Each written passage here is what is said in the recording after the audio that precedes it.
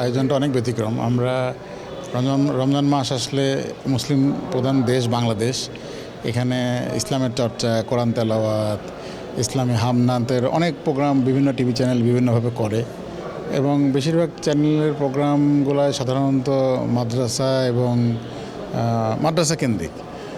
But আসলে তো ধর্মীয় শিক্ষাটা তো শুধু মাদ্রাসার মধ্যে সীমাবদ্ধ না, এটা আপামর সাধারণের জীবন জীবিকার জন্য কোরআন এবং সুন্নাহর আলোকে যে আমাদেরকে জীবন পরিচালনা করতে হবে, সেটা কোরআন তেলাওয়াতের মধ্য দিয়ে এবং একটা কম্পিটিশনের মধ্য দিয়ে সর্বস্তরের মানুষেরই সেইটার জন্য সুযোগ তৈরি হওয়া উচিত।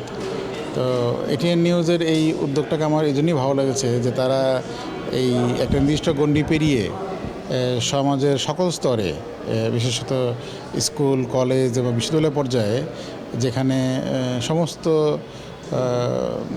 ছাত্রছাত্রীরা পড়াশোনা করে যারা হয়তো কোরআনের উপরে অনেক দক্ষ না, কিন্তু যেন কোরআনের আলোকে, কোরআনের নির্দেশনা অনুযায়ী যেন জীবন পরিচালনা করতে পারে কর্মক্ষেত্রে এবং সমাজ জীবনে, পরিবার জীবনে, সেই উদ্যোগটাকে আমাকে বিশেষভাবে আন্দোলিত করেছে।